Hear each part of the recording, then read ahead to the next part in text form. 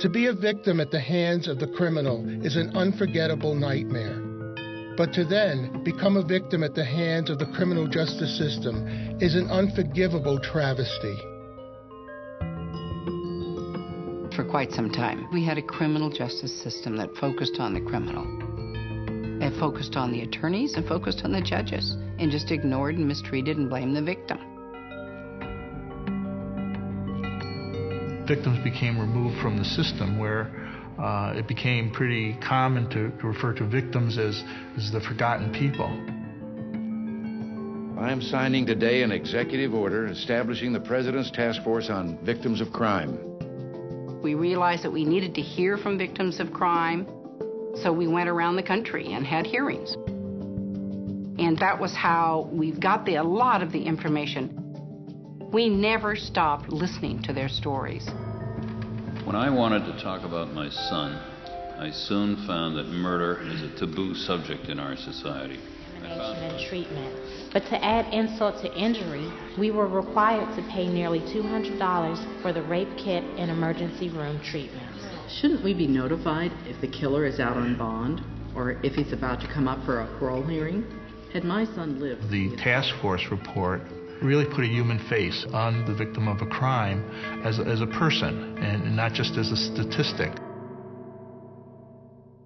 I was asked to come brief the cabinet on victims of crime. And when I got to the part on funding, the OMB director said, Mr. President, she just wants money for victims. This is an entitlement. I started to respond, and I looked at the president, and he went, I don't think people get themselves boshed over the heads and go to the hospital to get money from the government. I mean, it was a real turning point. When VOCA was passed, it was a very bipartisan effort.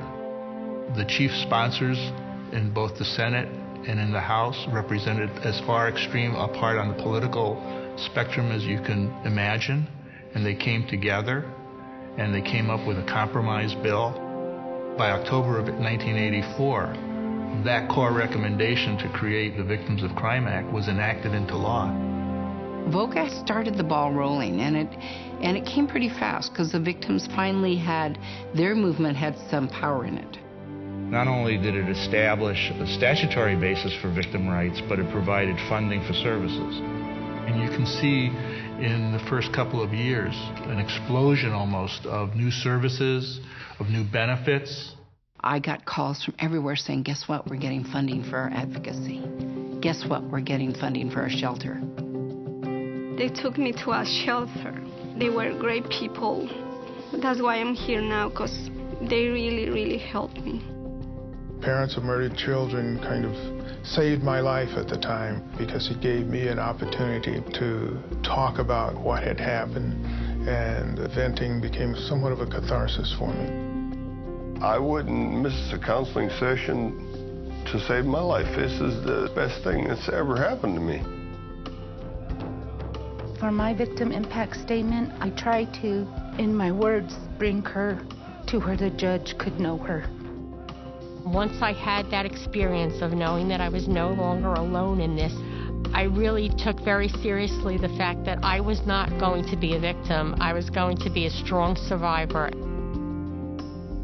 VOCA is the base for funding for these programs that fund our advocates, that fund our services.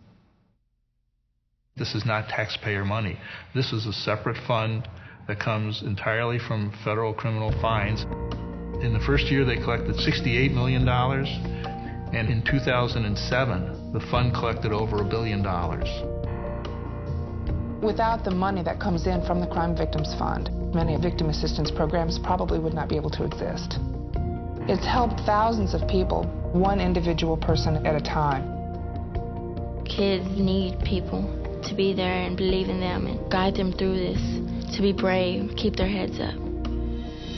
If we didn't have this center, I probably would not have my son back. I think it goes a long way to look face to face, eye to eye, human being to human being, to know that people care. You know, this is terrible, and we support you. You need a lot of care every step of the way. I got that from the system. If you look at how people felt in 1982 when they spoke before the task force, and you look at people today, I would say the measure of the success of VOCA is the extent to which people feel differently than they did then, that the system is treating them better. I think that's the mark of its success. We're 25 years down the line, we've made big changes. There's lots more to come, but we ought to be very proud that we have really redressed a terrible wrong.